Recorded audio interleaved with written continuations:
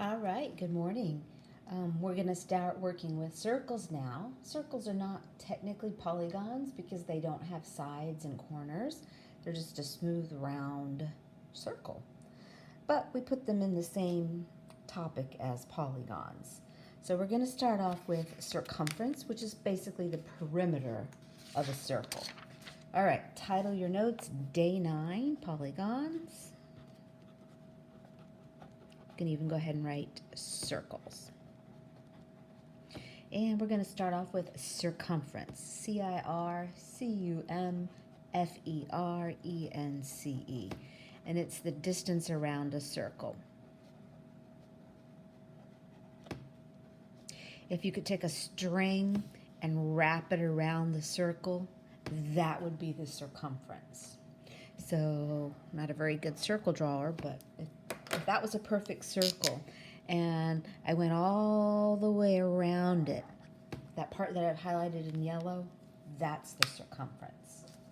Now when we do circumference, we use pi. Your calculator has a pi button, but we're not going to use it. We're going to use an approximation for pi. That way we can always get the same answer together instead of any kind of rounding errors. So we're going to use 3.14 for pi. If you celebrated Pi Day in 6th grade, it was on March 14th. That's the 3.14 part. All right, the formula for circumference is going to be pi times diameter. Remember, diameter is all the way across a circle. Now, a radius is halfway across, so 2 radius make up a diameter. Plural for radius is radii. So sometimes you'll see circumference written as 2 pi r. The 2 radius equal the diameter, and then you have the pi. I usually just use pi d. To me, that one's easy, and it works just as good. All right, let's just do a couple of examples of those. For example 1, you're going to have a circle, and all the way across this circle is 36. In order to calculate the circumference, you will do the pi times the diameter. And then, goodness, just save yourself some time and simply enter that into the calculator. 3.14 times 36, and we get 113.04. Now, like perimeter, circumference is measured in linear units. So if this had been feet, our answer would be in feet. Hopefully this is a review for you. Let's try another one. For this circle, I want you to make the radius be 7. All right, pause the video if you need to catch up, and also to try this one on your own. As a hint, the radius is 7. I would go ahead and double it so that I know the diameter is 14. All right, try that one on your own. All right, let's check your answer. Remember, circumference is pi times diameter. So you wanted to do 3.14 multiplied by 14. And that's going to give you 43.96. You could have done 2 times pi times 7. Remember, the 2 pi r formula works just as well. All right, I think we should do one more, maybe, just to make sure, and then we'll do some area problems. So for example 3, we're going to let all the way across be 15.7. Pause the video and find the circumference.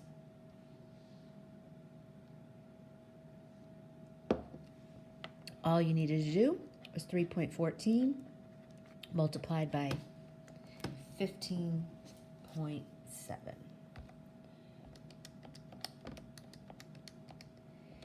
And wow, we get 49.298. Again, if this had been measured in centimeters, your answer would be in centimeters. It's so hard to get the units proper on Google Forms that we're just gonna not worry about them too much. All right, now we need to do area. Remember, area is the space inside or the space contained. So in a circle, it's going to be this part, the inside. So it has a formula. The area of a circle is pi times the radius squared. Remember, radius squared, it would be the radius times itself. So for example 4, let's make a circle.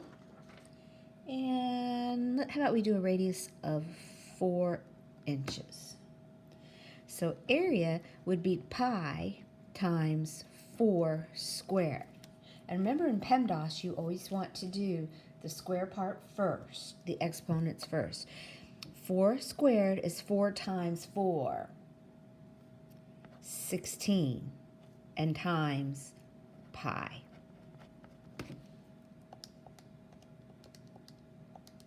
And that would be 50.24. Now remember, area, you're measuring the little squares that fit in.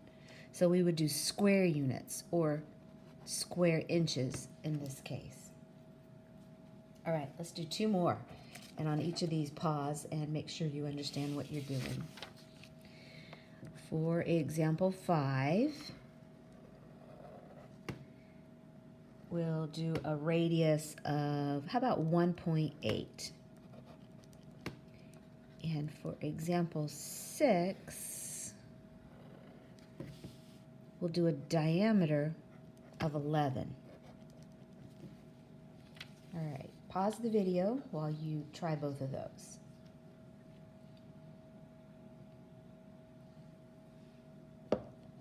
Okay, so this would be pi times radius squared. So pi times 1.8 squared. 1.8 multiplied by 1.8 is 3.24. Pi is 3.14. And I got about 10.1736. Now the directions will say to round it to a certain decimal. I believe it says round it to the nearest tenth. So what you're going to do is the 7 will make the 1 go to a 2. 10.2. Now, remember, there's a square button on your calculator. It says x squared on it. You could enter this in as pi times 1.8 and then hit the square button. Can you see on my screen? It's going to do the square part for you and then multiply by 3.14. So that might be a little bit further, easier, quicker way to get your answer. But of course, 1.8 times 1.8, getting that answer and then multiplying by 3.14 is perfectly acceptable. Okay, for the 11, now that is the diameter. So the first thing you need to do is divide that by 2 and get a radius of 5.5. So your area is pi times 5.5 squared.